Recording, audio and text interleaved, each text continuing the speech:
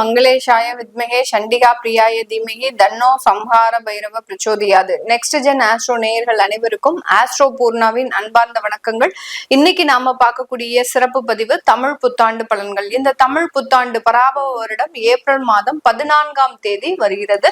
இந்த ஏப்ரல் 14ஆம் தேதி இருக்கக்கூடிய கோச்சார கிரகங்களின் நிலவரங்கள் அப்படின்னு பார்க்கும்போது மிதுன ராசியில குரு பகவான், சிம்ம ராசியில கேது பகவான், அடுத்து பாத்தீங்கன்னா அந்த கும்ப ராசியில ராகு பகவான், அடுத்து மீன ராசியில செவ்வாய் புதன் சனி, அடுத்து சூரியன் சுக்கிரன். இதுதான் இந்த 14ஆம் தேதி மேஷ ராசியில சூரியன் உச்சம் பெற்று சுக்கிரனோடு சேர்ந்து இருக்கிறார். இதுதான் இந்த 14ஆம் தேதி அந்த பராபவ வருடம் பிறக்கும் போது இருக்கக்கூடிய கோச்சார கிரகங்களின் நிலவரங்கள். இந்த வருடத்துல வருட கிரகங்களான அந்த குரு பகவான், ராகு கேது, சனியினுடைய பெயர்ச்சி எந்த தன்மையில இருக்கு அப்படின்னு பார்க்கும்போது குரு பகவான் வைகாசி மாதம் 17ஆம் தேதி, அதாவது ஜூன் மாதம் 2ஆம் தேதி மிதுன ராசியிலிருந்து கடக ராசிக்கு உச்சம் பெற போறார். அந்த கடக ராசியில் இருக்கக்கூடிய அந்த குரு பகவான் அடுத்து ஐப்பசி மாதம், அதாவது ஐப்பசி மாதம் 14ஆம் தேதி, அதாவது நவம்பர் மாதம் 1ஆம் தேதி அதிசாரம் பெற்று மீண்டும் அந்த சிம்ம ராசிக்கு பெயர்ச்சி ஆகிறார். இந்த சிம்ம ராசியில இருக்கக்கூடிய அந்த குரு பகவான் அந்த அதிசார நிவர்த்தி எப்ப அடைகிறாரு அப்படின்னு பார்க்கும்போது தை மாதம் 10ஆம் தேதி 25ஆம் தேதி ஜனவரி மாதம் குரு அதிசார நிவர்த்தி அடைந்து மீண்டும் கடகராசிக்கு உச்சம் பெற போறார். இதுதான் இந்த வருட கிரகங்களான அந்த குரு பகவானினுடைய அமைப்பு. இந்த பராபவ வருடத்துல மிதுன ராசியிலிருந்து கடகராசிக்கும், கடகராசியிலிருந்து சிம்ம ராசிக்கும், மீண்டும் சிம்ம ராசியிலிருந்து கடகராசிக்கும் பயிற்சியாகி போறார். அடுத்து இந்த சிம்ம ராசியில இருக்கக்கூடிய கேது பகவானும் ராகு பகவான் கும்ப ராசியில இருக்கிறார். இந்த நிழல் கிரகங்களான இந்த சர்ப்ப கிரகங்களின் பயிற்சிகளாகப்பட்டது கார்த்திகை மாதம் 19ஆம் தேதி, அதாவது டிசம்பர் மாதம் 6ஆம் தேதி சிம்ம ராசியில இருக்கக்கூடிய கேது பகவான் கடக ராசிக்கும், அடுத்து கும்ப ராசியில இருக்கக்கூடிய ராகு பகவான் மகர ராசிக்கும் பயிற்சி ஆகிறார். இதுதான் இப்போதைக்கு அந்த பராபவ வருடத்துல இருக்கக்கூடிய கோச்சார கிரகங்களின் பெயர்ச்சிகள். அடுத்து சனி பகவான் அந்த மீன ராசியிலேயே இருக்கிறார். அந்த சனி பகவான் ஆகப்பட்டவர் அந்த ஜூலை மாதம், அதாவது 27ஆம் தேதி ஜூலை மாதம் அவர் அங்க வக்ரம் அடைகிறார் அந்த சனி பகவான். அப்போ அந்த வக்ரம் அடையக்கூடிய அந்த சனி பகவான் கிட்டத்தட்ட ஒரு 5 மாதங்களுக்கு வக்ரத்தோடைய செயல்படுறாரு. மீண்டும் டிசம்பர் மாதம் 11ஆம் தேதி, கிட்டத்தட்ட கார்த்திகை மாதம் 24ஆம் தேதியோட வக்ர நிவர்த்தி அடைகிறார். இதுதான் இந்த சனி பகவானினுடைய தன்மைகள். இப்போ இந்த பராபவ வருடத்துல ஒவ்வொரு ராசி என்பவர்களுக்கும் உண்டான மாற்றங்களை பற்றி தான் நம்ம இந்த பதிவுல தெளிவா பார்க்க போறோம். இந்த சேனல்ல முதன்முறையா பாக்குறீங்க அப்படின்னா சப்ஸ்கிரைப் பண்ணிக்கோங்க, பெல் பட்டன்ல ஆல் ஆப்ஷன் சூஸ் பண்ணிக்கோங்க. கன்னி ராசி என்பர்கள் ருண ரோக சத்ரு ஸ்தானத்துல இருக்கக்கூடிய ராசி என்பர்கள் இந்த கன்னி ராசி என்பர்கள். நில ராசியான இந்த கன்னி ராசி என்பர்களுக்கு எப்போதுமே ரொம்ப டிராவல் பண்றது அதிகப்படியாக பிடிக்கும்.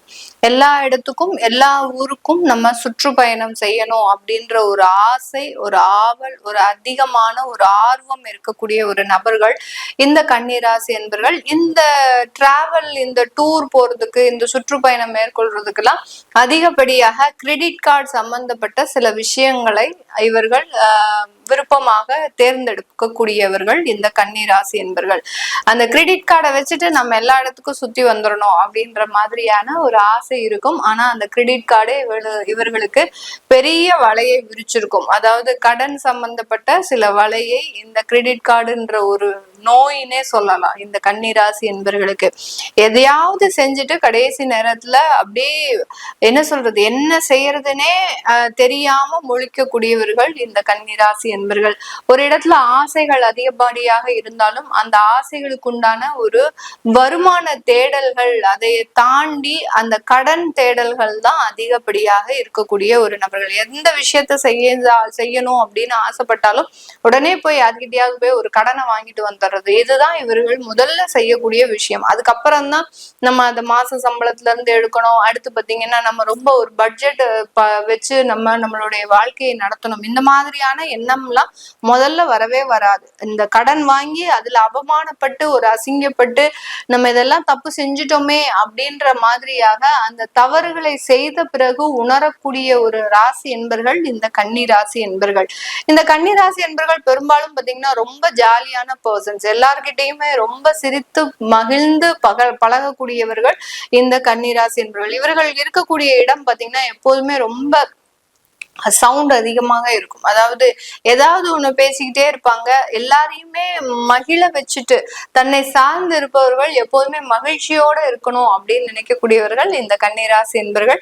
இப்போதைக்கு இவர்களினுடைய நிலை அப்படின்னு பார்த்தோம்னா நிறைய கடன் பிரச்சனைகள்னால மாட்டிட்டு இருக்கிறாங்க. அந்த கடனை எப்படி நான் முதலே சொன்ன மாதிரி எப்படி தீர்க்க போறேன் அப்படின்றது தெரியாது.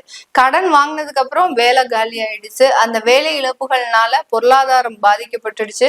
அந்த பொருளாதார இழப்புகள்னால குடும்பத்துல கணவன் மனைவி பிரச்சனைகள், அடுத்து அந்த குடும்பத்துல கணவன் மனைவி பிரச்சனைகள்னால இவர்களை சார்ந்து இருப்பவர்கள் அம்மா அப்பா மாமனார் மாமியார் அடுத்து உடன் பிறந்தவர்கள் இவர்களோடலாம் எப்போதுமே ஒரு பகையோடு பழகக்கூடிய ஒரு அமைப்பு வந்துருச்சு.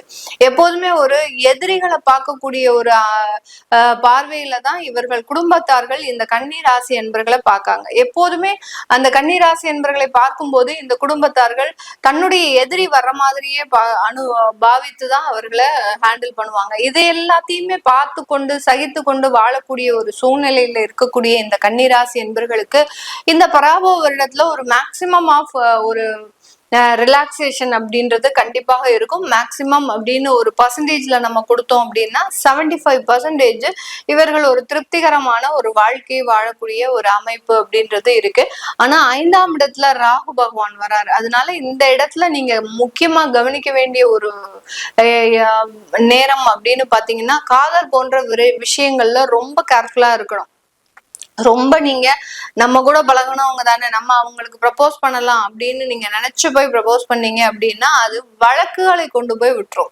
எந்த அளவுக்கு நீங்க பிரச்சனையே இல்லாம இருந்தீங்களோ அந்த அளவுக்கு அது பிரச்சனையாக உருமாறக்கூடிய ஒரு அமைப்பை தான் இந்த காதல் போன்ற விவகாரங்கள் கொடுக்கும். அதே மாதிரி வேலையை விடணும்னு நினைக்கும் போது அங்க ஏதாவது ஒரு சட்ட சிக்கல்ல மாட்டிக்கக்கூடிய ஒரு தருணம் அப்படின்றது இந்த கன்னிராசி என்பர்களுக்கு முழுமையாக கிடைக்கக்கூடிய ஒரு தருணம். அந்த 5ஆம் இடத்துல வரக்கூடிய ராகு பகவான் இந்த மாதிரியான சில பிரச்சனைகளை எல்லாம் கொடுப்பாரு. அதனால ரொம்ப கேர்ஃபுல்லா இருக்கணும். பூர்வ புண்ணிய ஸ்தானத்துல ராகு வர்றதுனால அந்த பூர்வீக சொத்துக்கள் எல்லாம் நீங்க கைப்பற்றணும் அப்படின்னு நினைச்சீங்கன்னா பெரிய பெரிய சண்டை வரும். அந்த சண்டையெல்லாம் நீங்க இதுக்கு முன்னாடி பார்த்திருக்கவே மாட்டீங்க.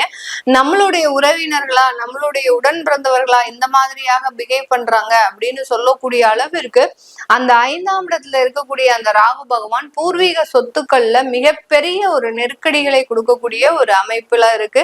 அடுத்து 7ஆம் இடத்துல இருக்கக்கூடிய அந்த கண்டக சனி அப்படின்றது ஒரு சோம்பேறித்தனத்தை அதிகப்படியா கொடுக்கும். நான் இந்த இடத்துலயே உட்காந்து எல்லா விஷயத்தையும் செஞ்சு முடிச்சிருவேன் அப்படின்ற மாதிரியாக ஒரு விடாப்பிடியான ஒரு சோம்பேறித்தனம் அப்படின்றது இந்த 7ஆம் இடத்துல இருக்கக்கூடிய அந்த கண்டக சனி கொடுக்கும். அதுக்கு எல்லாத்துக்குமே மிகுந்த ஒரு உடற்பயிற்சி அப்படின்றது இந்த கன்னிராசி என்பவர்களுக்கு ஒரு முக்கியமான ஒரு விஷயமாக இருக்கும். அடுத்து கலத்திரஸ்தானத்திலையும் அந்த சனி பகவான் இருக்கிறதுனால வரன் தேடக்கூடிய முயற்சிகள்ல ரொம்ப ஸ்லோ டவுனா ஆகக்கூடிய ஒரு தருணம். இந்த பராபவ வருடத்துல பாத்தீங்கன்னா இவர்களுக்கு திருமணம் செய்யறதுக்கே ஒரு விருப்பம் இருக்காது. திருமணம் தானே, பாத்துக்கலாம், மெதுவா பாத்துக்கலாம், ஒன்னும் அவசரப்பட வேண்டாம், நான் ரொம்ப சிங்கிளாவே நல்ல மகிழ்ச்சியோட இருக்கிறேன், இன்னும் எனக்கு ஏதாவது ஒரு பிரச்சனையை கொடுத்துருக்கிறதுக்கு யாரும் முயற்சி பண்ண வேண்டாம் அப்படின்னு ரொம்ப ஓப்பனா பேசக்கூடிய ஒரு அமைப்பு தான் இந்த பராபவ வருடத்துல இந்த கன்னிராசி என்பவர்களுக்கு திருமணம் சார்ந்த விஷயத்துல மிகப்பெரிய ஒரு ஸ்லோவா ஆகிறதுக்கு உண்டான ஒரு அமைப்புகள் இருக்கு. ஏற்கனவே திருமணம் ஆனவர்களுக்கு கணவன் மனைவி பிரச்சனை அப்படின்றது ஒரு என்ன சொல்றது ஒரு சைலண்ட் வாரா இருக்கும். மனசுக்குள்ளேயே சண்டை போடுவாங்க. நீ இப்படி இருக்கிற, நான் இப்படி இருக்கிற, நான் இதை செய்ய மாட்டேன் அது செய்ய மாட்டேன் அப்படின்ற மாதிரியாக ஒரு சைலண்டாவே சில இடத்துல பிரச்சனைகள் அதிகப்படியாக உருவாகக்கூடிய ஒரு அமைப்பாக இருக்கு. அதனால அந்த கணவன் மனைவி விஷயத்துல ரொம்ப கேர்ஃபுல்லா இருக்கணும். உங்களுடைய அந்யோன்யம் உங்களுடைய பாசத்திற்கு சில பாதிப்பு வரக்கூடிய ஒரு நேரமாக இருக்கும். எவ்வளவுக்கு எவ்வளவு ரொம்ப டிரான்ஸ்பரண்டா கணவன் மனைவி 2 பேரும் இருந்தாங்களோ அந்த டிரான்ஸ்பரண்ட்ல சில திரைகள் வருவதற்குண்டான ஒரு அமைப்பு இருக்கு. அதனால கொஞ்சம் விட்டு கொடுத்து போகக்கூடிய ஒரு மனப்பான்மையை உருவாக்கிக்கோங்க. ஒரு சின்னதா ஒரு தற்காலிகமான ஒரு சூழ்நிலை தான் இது. இது நிரந்தரமான ஒரு சூழ்நிலை இல்லை. இந்த தற்காலிக சூழ்நிலையில தான் சில விட்டு கொடுத்து போகக்கூடிய ஒரு சூழ்நிலையை நம்ம உருவாக்கிக்கிட்டோம் அப்படின்னா இந்த கன்னிராசி என்பவர்களுக்கு மேலும் மேலும் பிரச்சனைகள் வராமல் இருக்கக்கூடிய ஒரு அமைப்பாக இருக்கும். ஏன்னா இந்த இடத்துல பராபவ வருடத்துல நான் ஃபர்ஸ்ட் சொன்ன விஷயங்கள்ல பாத்தீங்கன்னா மிக்ஸ்டு ஒரு ப்ரெடிக்ஷன்ஸா இருக்கும். ஒரு நல்லதும் நடக்கும், ஒரு கெட்டதும் நடக்கும் அப்படின்ற மாதிரியாக இருக்கும். இப்போ நம்ம சொல்லக்கூடிய பலன்கள்ல ஏன் நீங்க இவ்வளவு இந்த இடத்துல கான்சென்ட்ரேட் பண்ணணும் அப்படின்றது சொல்றேன் அப்படின்னா, உங்களுடைய தொழில் சார்ந்த விஷயத்துல நிறைய வளர்ச்சிகள் இருக்கு இந்த கன்னிராசி அன்பர்களுக்கு. ஏன்னா தொழில்ல நிறைய வாய்ப்புகள் வரப்போகுது, எக்ஸ்போர்ட் சம்பந்தப்பட்ட வாய்ப்புகள் வரப்போகுது, தொழில்முறை ரீதியான கடன்களை அடைக்கிறதுக்கு உண்டான சில முயற்சிகளை நீங்க செய்ய போறீங்க.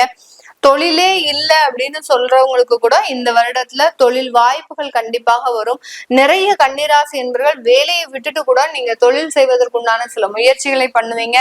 நிறைய பேர் பாத்தீங்கன்னா பார்ட் டைம் ஜாபா இந்த தொழில் கூட செய்யறதுக்கு உண்டான ஒரு அமைப்புகள் இருக்கு. இதனால இந்த வருடத்துல தொழில்முறை ரீதியான சில வளர்ச்சிகள் இந்த கன்னிராசி என்பவர்களுக்கு இருக்கிறதுனால அதுல ரொம்ப கவனம் செலுத்துறது அப்படின்றது ரொம்ப முக்கியமான ஒரு விஷயமாக இருக்கும்.